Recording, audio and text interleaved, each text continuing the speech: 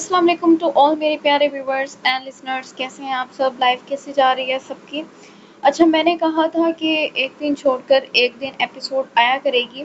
پرسوں ترسوں ایپیسوڈ نہیں آئی تھی، ریزن میں نے آپ لوگوں کو بتایا تھا کہ میں ڈاکٹر کے پاس گئی تھی۔ ادروائز میں آپ لوگوں کو ایک دن چھوڑ کر ایک دن ایپیسوڈ دے رہی ہوں، رائٹ؟ اور ٹارگیٹ بھی بہت چھوٹی دے رہی ہوں، لیکن افسوس کی بات ہے کہ 2 دن میں بھی ٹارگیٹ کمپلیٹ نہیں ہو رہا ہے۔ سائلنٹ ریڈرز رسپانس کیا کریں بھائی، رسپانس کیا کریں۔ اور میں نے اب ڈیسائیڈ کیا ہے کہ ایک دن آپ لوگوں کو ایپیسوڈ یہاں پہ ملا کرے گی اور ایک دن دوسرے چینل پہ آپ کو دونوں ناولز کے ایپیسوڈ ملا کرے گی۔ تو جس نے بھی چینل کو سبسکرائب نہیں کیا ہوا ہے جلدی سے کر لے۔ دوسرے چینل پہ بھی ایک ایپیسوڈ میں نے دے دی ہے، دوسری ایپیسوڈ ابھی یہ والی ایپیسوڈ اپلوڈ کر کے وہ والی بھی ساتھ میں ہی اپلوڈ کر دوں گی۔ باقی رسپانس اپنا برقرار رکھیں۔ آج والے ایپیسوڈ کے اندر ایک ایسا پوائنٹ آیا نا، ایسا ٹویسٹ آیا ہے جس کو پڑھ کے آپ سے صبر نہیں ہو رہا ہے نیکسٹ ایپیسوڈ کے لیے، اور وہ آپ نے مجھے کمنٹس میں بتانا ہے کہ وہ کون سا ٹویسٹ ہے۔ وہ سب کے سب گاڑی اپنی جانب آتے دیکھ خوف زدہ ہوتے یکدم پیچھے جا گرے۔ اس بیس نے گاڑی تو جیسے ان کے اوپر ہی چڑھا دی تھی۔ سب کے دل دھک دھک کر رہے تھے اور سب ہی خوف زدہ سی نظروں سے اس گاڑی کو دیکھ رہے تھے جس کا دروازہ کھلتے اندر سے پہلے پاشا کا بھاری بھرکم بوٹ زمین پر اپنا نقش چھوڑتا ہوا نظر آیا، جس کے بعد وہ خود پوری طرح سے باہر آتے ان سب کو ایک کڑی نظر سے دیکھنے لگا۔ اس کی آنکھوں پر لگے گلاسز اس کی آنکھوں کے قہر کو چھپا سکتے تھے،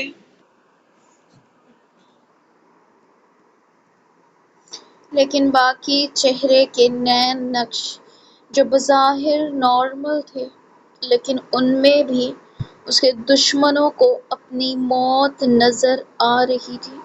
وہ آنکھوں سے گلاسز ہٹاتے رعب دار چال چلتا ہوا گاڑی کے سامنے آ کر بونٹ سے ٹیک لگا کر کھڑا ہو گیا۔ وہ سب اس کے سامنے زمین پر پڑے اسے ایسے دیکھ رہے تھے جیسے وہ انسان نہیں، موت کا فرشتہ ہو۔ وہ اپنے بھائیوں پر کتنی جان دیتا تھا یہ سب جانتے تھے۔ دشمنی میں بھرتی ہونے والے نئے بندے کو پہلے اس بات سے خبردار کیا جاتا تھا کہ کبھی بھی پاشا برادر سے پنگا نہ لینا، کیونکہ ان کا باپ اپنے بچوں کی طرف میلی نگاہ بھی پسند نہیں کرتا تھا۔ وہ تینوں پاشا کی اولاد تھے جن کی طرف سے اٹھنے والی نظر بھی وہ جھکا دیتا تھا یا پھر دوبارہ اٹھنے لائق نہیں چھوڑتا تھا۔ آج وہ لوگ اپنی زندگی کی سب سے بڑی غلطی کر گئے تھے۔ وہ اس کے بھائی پر وار کر رہے تھے، پاشا کے بھائی پر۔ کیا یہ تباہی نہیں تھی؟ کوئی ان بندوں کو دیکھتا جو اس بیسٹ کو دیکھ کر ہی اس کے خوف میں پسینے سے بھیگ چکے تھے۔ پاشا ہمیں معاف کر دو، ہم سے غلطی ہو گئی۔ رام چند دونوں ہاتھ جوڑے رینگتا ہوا پاشا کے قریب آتا اس کے بھاری برانڈڈ بوٹوں پر ہاتھ رکھ گیا۔ معاف کر دو پاشا، معاف کر دو، وہ گڑ گڑا رہا تھا، جس سے اس کے ساتھی بھی اور خوف زدہ ہو گئے۔ جس گینگ کا لیڈر ہی ہار مان گیا ہو، اس گینگ کو اور کون جتوا سکتا تھا؟ زندہ یا مردہ؟ یہ سوال نہیں تھا، آپشن تھے، اور ایسے آپشن جن کو سن کر رام چند کی پینٹ گیلی ہوتی دل لرزنے لگا تھا۔ آنکھوں پر خوف کی کرچیاں بھرنے لگی تھی۔ نہیں نہیں پاشا، پاشا معاف کر دو پلیز پاشا۔ وہ پہلے سے زیادہ بے چین ہوتا پاشا کے بوٹوں پر جھک کر سر رکھ گیا تھا۔ باقی تو جیسے وہاں پڑی خاک اپنے سروں میں ڈالنے لگے تھے۔ زندگی کی سب سے بڑی غلطی جو کر گئے تھے، ایک بیان اس شخص کی طرف جس کے پیچھے ایک بھاری مضبوط چٹان کھڑی تھی، زندہ یا مردہ۔ وہ اپنے سوال کو قدرے ٹھہرے لہجے میں دہراتا اسے دیکھنے لگا۔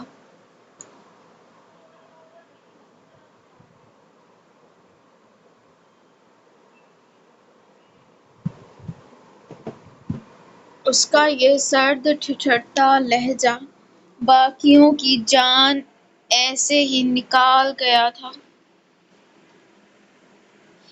اسی وقت اس کی گاڑی کے دونوں اطراف سے اس کے دونوں بھائی نکل کر آئے۔ ایک جانب پامیر سلطان تھا اور دوسری جانب برلاس شاہ۔ اس کے چہرے کے اسپاٹ تاثرات دیکھ کوئی کہہ سکتا تھا کہ یہ وہی بگڑا لاڈلا بچہ ہے جو اپنے باپ سے تھوڑی دیر پہلے رو کر بائیک مانگ رہا تھا۔ نہیں، اس وقت وہ کوئی اور ہی تھا جو اس کے بھائی بھی نہیں جانتے تھے۔ وہ ایک چھپی ہوئی شخصیت تھی جو صرف اس پر عیاں ہوتی تھی جس پر وہ خود چاہتی تھی، ورنہ دنیا میں کوئی ایسا نہیں تھا جس میں طاقت ہو اس کی اصلیت جاننے کی۔ پامیر سلطان نے آگے بڑھ کر ڈی بی ایس پاشا کے آگے کی، جسے ایک ہی ہاتھ سے وہ تھام کر پہلو میں لٹکا گیا۔ اس کا وزن پاشا کو ایک ہاتھ سے اٹھاتے دیکھ اس کے دشمن ایک پل کو تو جیسے حیران ہوئے۔ اس کے ٹھوس بائسپس دیکھنے لگے تھے۔ یہ ایک پٹھان کی طاقت تھی جو ایک ہاتھ سے اتنا وزن اٹھا کر بھی نارمل کھڑا تھا۔ اس کے ہاتھ کی رگیں اس وقت بھرپور نمایاں ہوتی اس کے ہاتھوں کو مزید پرکشش بنا رہی تھی۔ نہیں پاشا، پاشا ہمیں معاف کر دو، معاف کر دو پاشا، غلطی ہو گئی۔ وہ کن الفاظ میں اسے سمجھاتا کہ وہ ایسا دوبارہ نہیں کرے گا، کرنا دور سوچے گا بھی نہیں، لیکن وہ ایک کام ضرور کرتا، یہاں سے بچ کر صرف ایک ڈر میں زندہ رہتا کہ کہیں وہ بیسٹ اسے آ کر مار نہ دے، اور یہی ڈر اسے پھر مجبور کرتا کہ وہ ایسا غلط وحشیانہ قدم پھر اٹھائے۔ لیکن وہ نہیں جانتا سامنے کھڑا درندہ آنکھوں کے ذریعے دماغ پڑھ لیتا تھا۔ رام چند سوچ رہا تھا اور پاشا اس کے ذہن کو پڑھ رہا تھا۔ جس کے بعد کیا ہوا؟ پاشا، پاشا معافی دے دو۔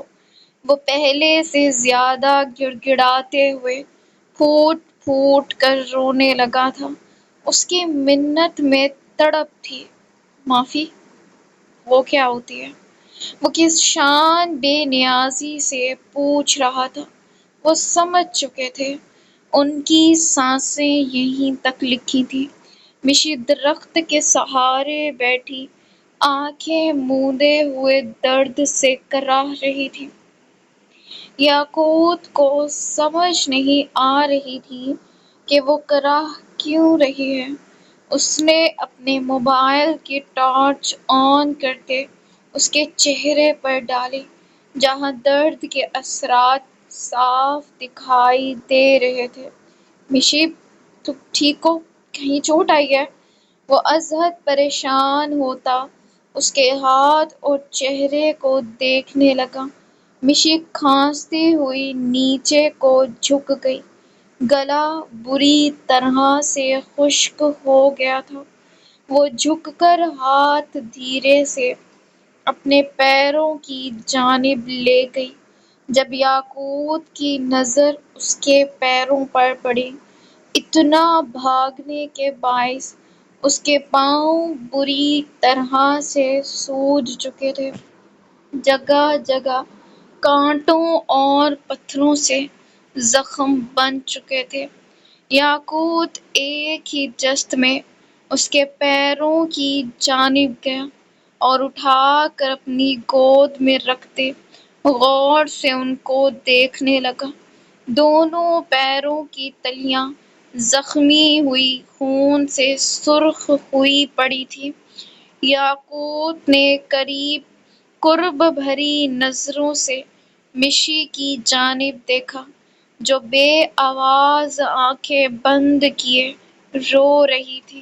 یاقوت نے آنکھیں زور سے میچ کر کھولتے اپنی جیب سے رومال نکالا اور اس سے اس کے پیروں کی تلی صاف کی۔ اس کا ہاتھ زخم صاف کرتے ہوئے بہت نرمی سے کام کر رہا تھا۔ اس کے باوجود بھی مشی نے تڑپ کر اس کا ہاتھ تھام لیا۔ درد کی جیسے انتہا باقی نہیں رہی تھی۔ وہ روتی ہوئی کس معصومیت سے اسے دیکھ رہی تھی۔ جب ایک بھاری گولی چلنے کی آواز پر وہ ڈر کر ایک دم سے یاقوت کے بازو سے آ لگی اور خوف سے بری طرح کانپنے لگی۔ یاقوت نے ایک نظر اس کے سر کو دیکھا۔ وہ عام دنوں کی نسبت آج زیادہ ڈر رہی تھی۔ یہ شاید ایسی مشکل میں وہ پہلی بار آئی تھی۔ کچھ نہیں ہوا، ریلیکس۔ اسے غصہ تو آ رہا تھا اس کی حرکت پر، لیکن اس وقت وہ اسے اور رلانا نہیں چاہتا تھا۔ وہ گولی چلی ابھی اسے ڈر تھا اپنوں کا۔ وہ تینوں وہیں اس ہجوم میں تھے، لیکن وہ یہ نہیں سمجھ پائی کہ تھوڑی دیر پہلے جو وہ ایسے گھوم رہے تھے، وہ کس وجہ سے گھوم رہے تھے۔ تو دشمنوں پر چلی ہے۔ وہ یہاں بیٹھے کتنا ریلیکس تھا، تھوڑی سی بھی فکر نہیں اس کے چہرے پر ظاہر نہیں ہو رہی تھی۔ مشی نے اچنبھے سے اسے دیکھا۔ وہاں وہ سب ہیں، وہ جیسے اسے ہوش دلا رہی تھی۔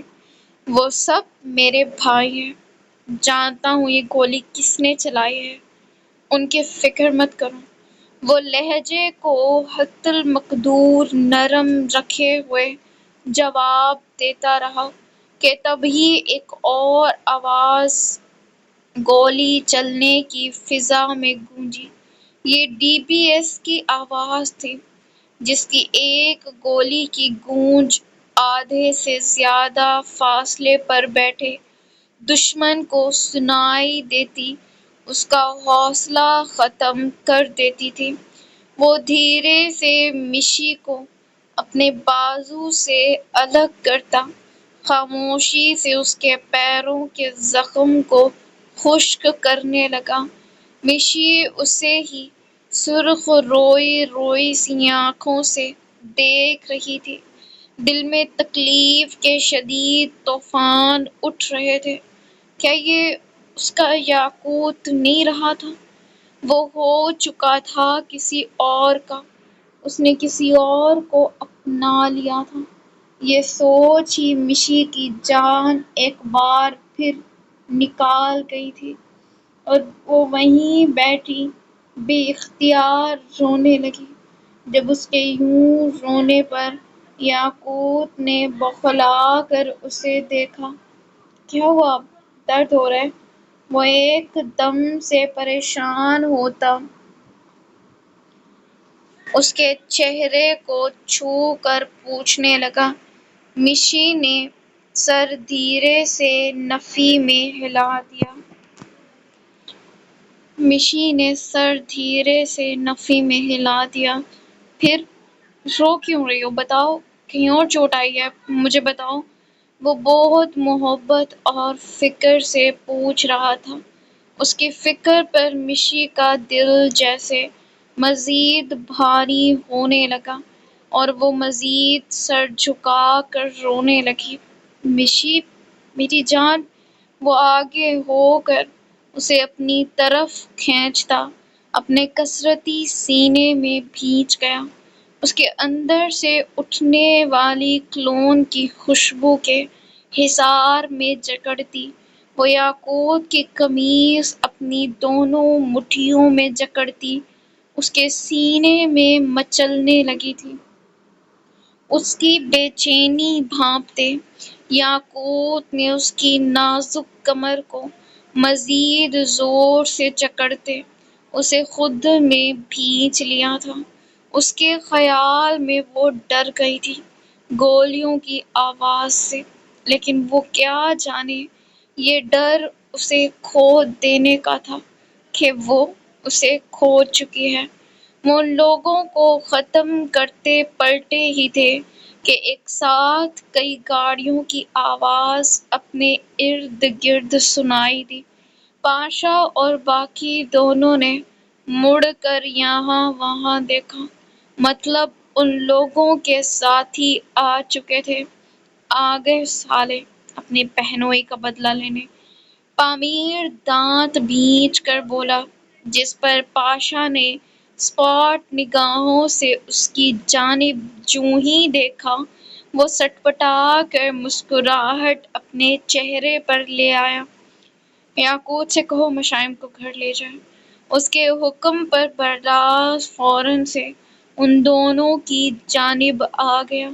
وہ دونوں گاڑیوں کے بیچ گھرے تھے، تبھی برلاس دھڑلے سے ان کے پاس آ گیا، لیکن جیسے ہی نظر ان پر پڑی وہ ہڑبڑا کر قدموں کو بریک لگاتا لگاتا گاڑی سے ٹکرا گیا۔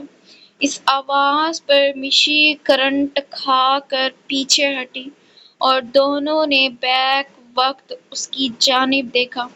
I'm so sorry، میری معصوم آنکھوں نے کچھ نہیں دیکھا۔ وہ ان کی جانب پیٹھ کیے کتنی جلدی صفائی دے گیا تھا، لیکن مشی اتنے میں بھی سرخ پڑ گئی تھی۔ بھائی نے کہا ہے مشی آپی کو گھر لے جائیں، یہ جگہ سیف نہیں ہے۔ وہ بول کر بنا ایک سیکنڈ بھی رکے جن قدموں سے آیا تھا انہی سے واپس پلٹ گیا۔ یاقوت نے مشی کی جانب دیکھا جو خود بھی اسے ہی دیکھ رہی تھی۔ اٹھو، گھر چلو۔ وہ خود اٹھتے ساتھ اسے بھی اٹھنے کے لیے اپنے ہاتھ کا سہارا دینے لگا جسے وہ صرف دیکھ رہی تھی۔ اسے نہ اٹھتے دیکھ یاقوت نے اچنبھے سے اسے دیکھا۔ اٹھو، درد ہے زیادہ، میں اٹھا لوں؟ وہ اجازت مانگ رہا تھا۔ آج اس کی اجازت پر بھی مشی کا دل جیسے بھاری ہوتا آنکھیں برسانے کو بے تاب ہوا تھا۔ کیا وہ اب اس کے قریب آنے کی بھی اجازت مانگے گا؟ ہاں، اب تو اس کی دوسری بیوی آ گئی تھی نا، اب وہ کیوں اس کے قریب آنے کے بہانے ڈھونڈے گا؟ اس کا خرافاتی دماغ ایک اجازت مانگنے پر کہاں پہنچ گیا تھا۔ یہ اگر یاقوت کو پتہ چلتا تو اس نے یقیناً اپنا سر اسی درخت میں دے مارنا تھا۔ بتاؤ بھی جلدی، ہمیں یہاں سے نکلنا ہے۔ یاقوت کا انداز جلد بازی والا تھا، جبکہ مشی کو اس کی ٹون سخت لگی تھی۔ یہی لہجہ اس کے دل پر لگا اور وہ وہیں رونا شروع ہو گئی۔ یاقوت تو جیسے سٹپٹا سا گیا۔ مشی، مشی کیا ہوا؟ وہ واپس سے اس کے قریب بیٹھتے اس کا ہاتھ نرمی سے تھام کر فکر مندی سے پوچھنے لگا، لیکن مشی نے ہاتھ اس کے ہاتھ سے چھڑوا کر اس کے پریشانی حیرت میں بدلتے ذرا دیر نہ لگائی۔ دور رہو مجھ سے، مجھے ہاتھ پہ مت لگانا۔ وہ یک دم سے بپھرتی پیچھے کی جانب کھسک کر رونے لگی۔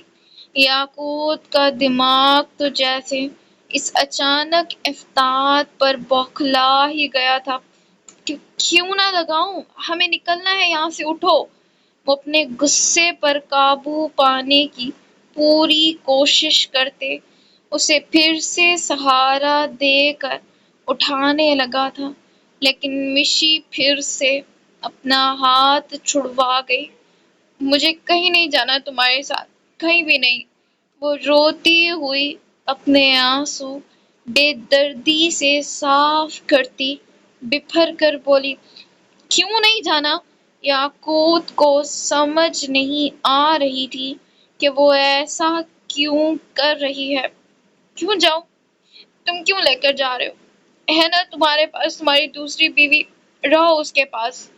اس کی یہ بات سن کر یاقوت تو جیسے چند پل کے لیے سکتے میں ہی چلا گیا تھا، اور پھر اسی لمحے اس کا دماغ 400 کی سپیڈ سے چکرا گیا، جب اسے یاد آیا کہ وہ اسے چھوڑ کر خود آئی تھی۔ ان سب میں وہ یہ بات تو بھول ہی گیا تھا، بس اس کی فکر کیے جا رہا تھا۔ اب جب یاد آئی تو سب بھولے، وہ اسے طیش بھری نگاہوں سے دیکھنے لگا۔ مشی وہیں بیٹھی رو ہی رہی تھی جب اس کے مقابل بیٹھتے یاقوت نے اسے بازو سے دبوچ کر اپنی جانب کھینچ لیا۔ تم نے کہا تھا میں دوسری شادی کر لوں تو تم چھوڑ کر نہیں جاؤ گی، کہا تھا نا؟ وہ لفظوں کو چباتے ہوئے اس کے منہ پر پھنکارا تھا۔ مشی خالی نظروں سے اسے اپنے اتنے قریب دیکھ رونے لگی تھی۔ وہ کیا جانے بعد میں وہی اپنے فیصلے پر ثابت قدم نہیں رہ پائی اور چھوڑ آئی بزدلوں کی طرح۔ بولو، خاموش کیوں ہو؟ اس کی خاموشی یاقوت کا خون مزید ابلنے پر مجبور کر گئی تھی۔ اسے اس آدمی کا وہ کھلا بیلٹ جیسے ہی یاد آیا، اس کے بدن پر تو جیسے سلگتے انگارے لوٹنے لگے تھے۔ تم جانتی ہو، آج میں وقت پر نہ آتا تو کیا ہوتا؟ بولو، کیا کر سکتے تھے تمہارے ساتھ؟ اندازہ ہے تمہیں؟ وہ اب بھی چپ تھی، کیا بولتی؟ اسے جیسے ہی وہ سب یاد آیا، روح ایک دم سے کانپ اٹھی۔ مار کر تمہاری لاش کو کہاں پھینکتے؟ اندازہ ہے تمہیں؟ بولو۔ اب کی بار وہ اس کی خاموشی پر دھاڑا تھا۔ وہ اسے چھوڑتے ایک ہی جست میں اٹھ کر اپنے سر کی پشت پر ہاتھ پھیرتے گہرے سانس خود میں بھرنے لگا۔ وہ کیسے اندازہ کرتی، اس سے زیادہ تو جان یاقوت مرزا کی یہ سوچ کر نکل گئی تھی کہ اس کی بیوی غیروں کے بیچ پھنس گئی تھی۔ وہ لوگ اس کے ساتھ کیا کچھ کرنے والے تھے، اگر وہ نہ پہنچتا تو آج وہ کھو دیتا اسے۔ مشی دھیرے سے لڑکھڑاتی خود بھی اٹھ کھڑی ہوئی اور روتے ہوئے اسے دیکھنے لگی۔ تم بے وقوف ہو، عقل نہیں ہے تم۔ وہ اسی طرح دھاڑتے ہوئے جیسے ہی پیچھے پلٹا، نظر پہلے نیچے گئی کیونکہ وہ نیچے بیٹھی تھی، لیکن اسے کھڑے دیکھ نظر بھی ٹرانس کی سی کیفیت میں اوپر کی جانب اٹھی۔ جب اس کی نظر پڑتے مشی وہیں کھڑی اسے دیکھ رہی تھی، ایسے ساکت جیسے سانس نہ لے رہی ہو۔ یاقوت خود ہی خاموش کھڑا اسے دیکھنے لگا۔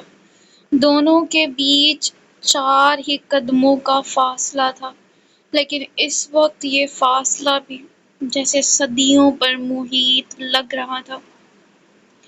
مشی کچھ دیر تو کھڑی رہی، درد بھی جیسے اس وقت محسوس نہیں ہو رہا تھا۔ کچھ بولو، یاقوت اس کے پاس آتے دانت بھینچ کر بولا تھا، جب اسی وقت اسے مشی کے منہ سے سسکی برآمد ہوتی سنائی دی۔ وہ ٹھٹک کر اس کی آنکھوں کو غور سے دیکھنے لگا، جہاں سے سیلابی طوفان تیزی سے گال پر بہتے ان کو تر کرنے لگا تھا۔ وہ وہیں کھڑی رونے لگی تھی۔ اس کے آنسو دیکھ یاقوت کے سخت تاثرات پل میں ڈھیلے پڑے۔ دیکھتے ہی دیکھتے وہ اور زور سے روتی آگے آ کر یاقوت کے سینے پر زور زور سے ہاتھ مارنے لگی، جبکہ یاقوت بنا کوئی مزاحمت کیے خاموش کھڑا اسے دیکھتا رہا۔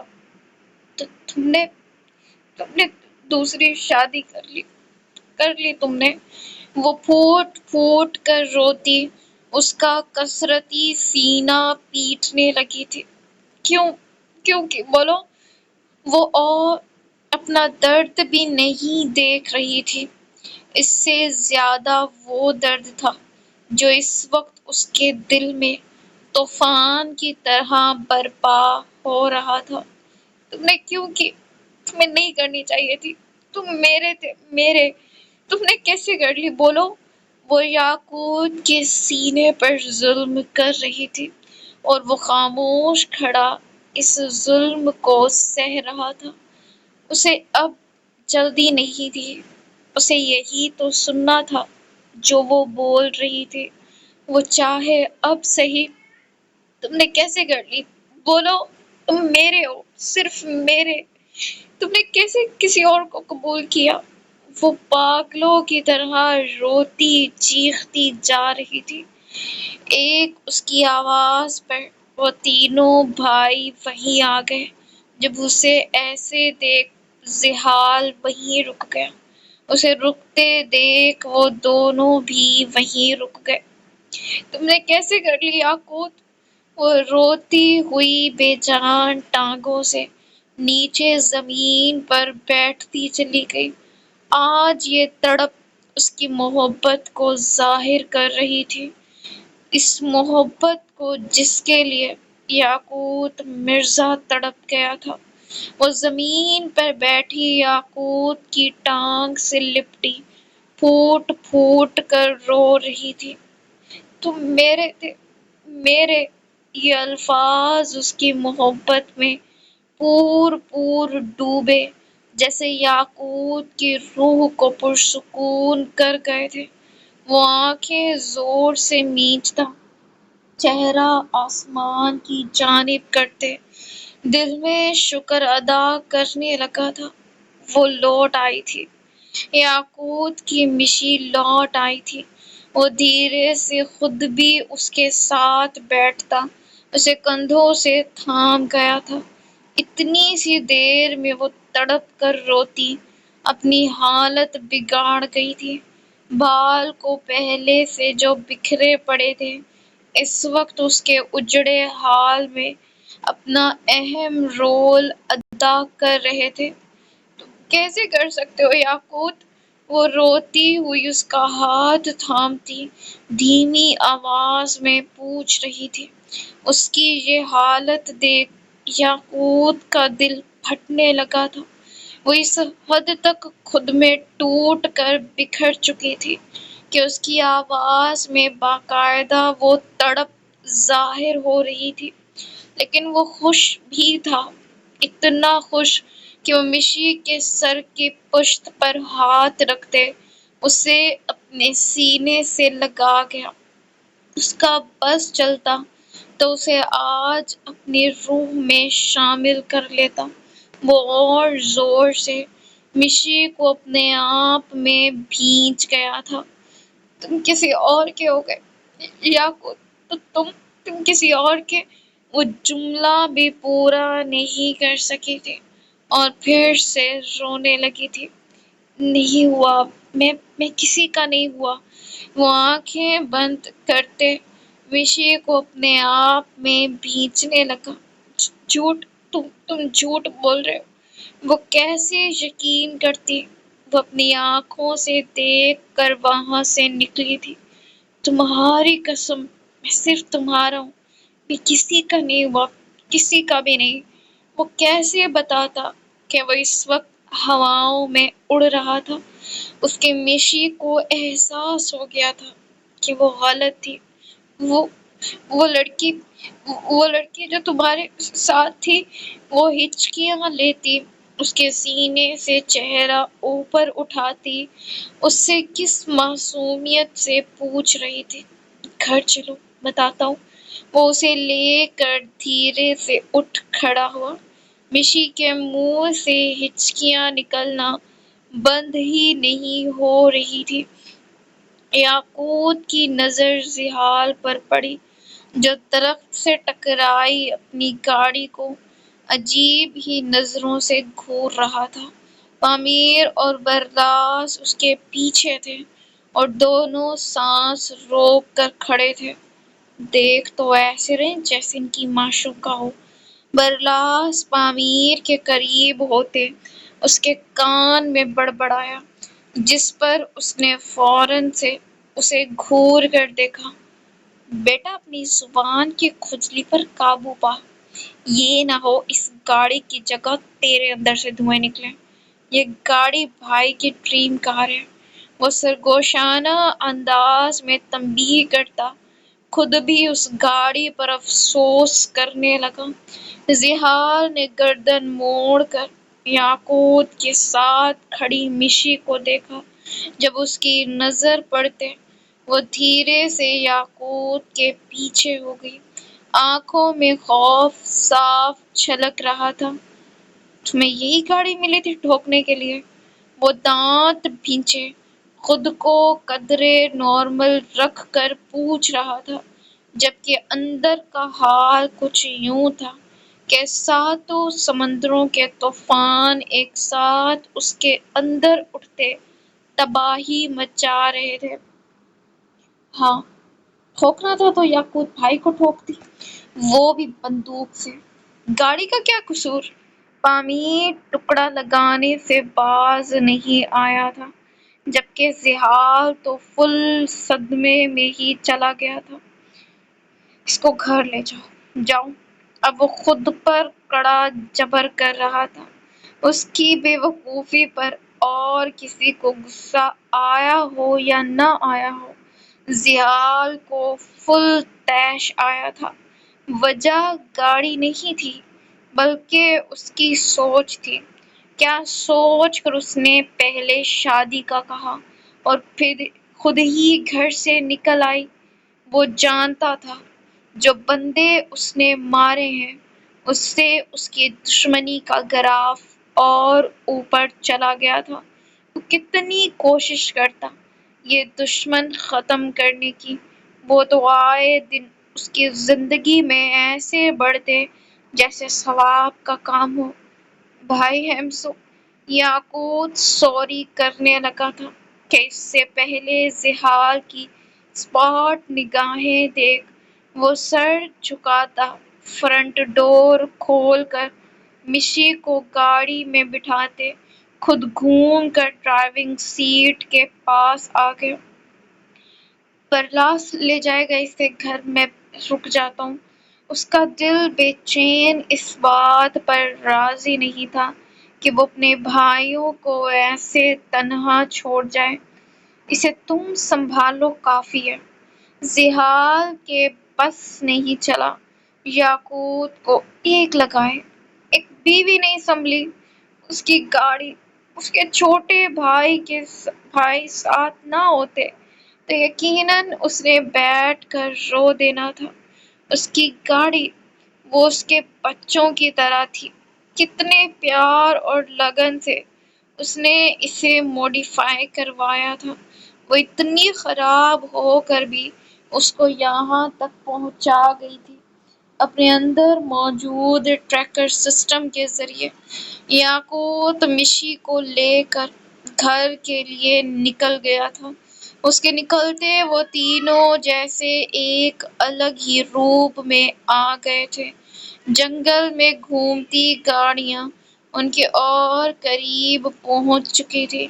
ہر جانب گولیوں کے گونجنے کی آواز ماحول میں عجیب سا تاثر پیدا کر گئی تھی۔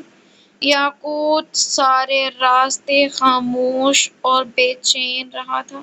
بار بار وہ پیچھے مڑ کر دیکھتا، جیسے اسے ان کا انتظار ہو۔ مشی اس کی بے چینی بھانپ گئی تھی۔ لالا واپس کب آئیں گے؟ وہ بے حد دھیمی آواز میں استفساریہ پوچھنے لگی۔ اس کے سوال پر یاقوت نے ایک نگاہ اس پر ڈالی اور گہری سانس خارج کر کر رہ گیا۔ جب میرے سالوں کی اچھی خاطر و مدارت کر لیں گے۔ اس کے جواب پر مشی کا فوراً ریاکشن نہیں آیا تھا۔ کیسے آتا؟ جواب ہی کچھ دیر بعد سمجھ آیا تھا۔ ایسے کیا دیکھ رہی ہو؟ جانتی ہو تم نے کیا کیا؟ تمہاری وجہ سے میرے بھائی بے مقصد لڑائی لڑ رہے ہیں۔ اس کے انداز میں اپنے بھائیوں کے لیے فکر اور محبت ایک ساتھ تر آئی تھی۔ تم گھر سے نکلی ہی کیوں تھی؟ کیا سوچ کر مجھے چھوڑ کر جانے لگی تھی؟ ہاں، اس سے پھر سے وہ باتیں یاد آتی، غصہ دلانے لگی تھی۔ وہ اسٹیئرنگ پر زور سے ہاتھ مارتے، جبڑے بھینچ کر ڈرائیونگ کر رہا تھا۔ وہ سوری کرنے لگی تھی، جب یاقوت نے شعلہ بار نگاہوں سے دیکھتے اسے وہیں چپ کروا دیا۔ تم گھر چلو ایک بار۔ اس کی بات پر مشی کو خوف آنے لگا تھا۔ وہ سیٹ پر تھوڑی سی دور ہوتی پیچھے ڈور سے چپک گئی تھی۔ سارے راستے یاقوت انتظار کی گھڑی پر لوٹ پوٹ ہوتا رہا تھا۔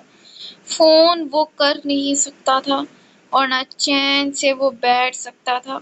وہ تینوں الگ الگ گاڑیوں میں جنگل میں ہر سو پھیل گئے تھے۔ پاشا اپنی گاڑی کے پیچھے دو گاڑیاں لگائے اپنی گاڑی فل سپیڈ میں بھگا رہا تھا۔ ان دونوں گاڑیوں میں موجود لوگ اس کے خون کے پیاسے بنے اس کے پیچھے دوڑے آ رہے تھے، جبکہ وہ آگے دھول اڑاتا جا رہا تھا۔ وہیں دوسری جانب پامیر کے پیچھے ایک گاڑی تھی جسے وہ اپنی گاڑی گول گول گھماتے ان کی گاڑی سیدھا درخت میں ٹھکوا کر خود اپنی گاڑی گھماتے ان پر فائر کرنے لگا تھا۔ آج ان کے بندے ساتھ نہیں تھے، لیکن آج وہ تین ہی ان سب پر بھاری تھے۔ اس جنگ میں اگر یاقوت برلاس کو دیکھ لیتا تو اس کی آدھی ٹینشن اور بڑھ جاتی۔ وہ اسے انٹرسٹنگ کھیل سمجھتا۔ اپنی گاڑی دشمن کے کبچے میں لے گیا تھا۔ وہ لوگ وہیں اپنی کچھ گاڑیاں بھگا رہے تھے۔ پاشا کی ڈیش بورڈ پر پامیر اور برلاس ٹریک ہوتے شو ہو رہے تھے۔ جب اس کی نظر برلاس پر پڑی، اسے وہاں جاتے دیکھ وہ ایک دم سے بریک پر پیر رکھنے ہی لگا تھا کہ پیچھے بندے آتے دیکھ پھر سے گاڑی بھگا لے گیا۔ یہ وہاں کیوں چلا گیا؟ اسے غصہ آ رہا تھا۔ وہ بیک ویو مرر میں پیچھے آنے والی گاڑیوں کو دیکھ گیئر لگاتا، سامنے کا راستہ آنکھیں چھوٹی کر کر دیکھنے لگا۔ اسے ایک نظر راستے پر تھی اور دوسری نظر بیک ویو مرر سے نظر آنے والی گاڑیوں پر تھی، جن کو وہ پیچھے لگائے ہوئے سیدھا پہاڑی راستے پر لاتے اتنی زور سے اسٹیئرنگ گھما گیا کہ اس کی گاڑی پورا ٹرن لیتی عین کنارے پر سے واپس آئی تھی اور پیچھے والی دو گاڑیاں وہیں سیدھا کھائی میں جا گرتی دھماکہ کر گئی تھی۔ پاشا ان کا کام تمام کرتے گاڑی بھگاتے ہوئے ان کے پیچھے لے گیا تھا جو اس وقت مزے سے ان کی گاڑیوں کے گرد ڈرفٹنگ کرتا ان کو دھول اڑا کر اس میں پاگل کر رہا تھا۔ وہ اس پر فائر تو کر رہے تھے لیکن جس سپیڈ سے وہ بھگا رہا تھا ہر فائر ان کا بیکار جا رہا تھا۔ میرے باپ کے پیچھے جاؤ گے ہاں تم لوگوں کی باجی نہ نکال لوں میں؟ وہ اسٹیئرنگ پر ہاتھ مارتا ایک کو اپنی گاڑی کے نیچے دیتا آدھا کر کے۔ پکڑو اسے! ان کا لیڈر چیختا ہوا اپنے بندوں کو حکم دیتا چیخ پڑا تھا۔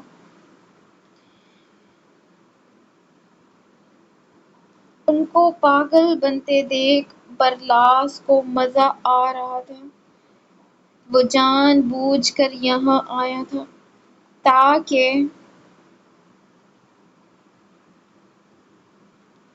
کوئی زحال کے پیچھے نہ جا پائے۔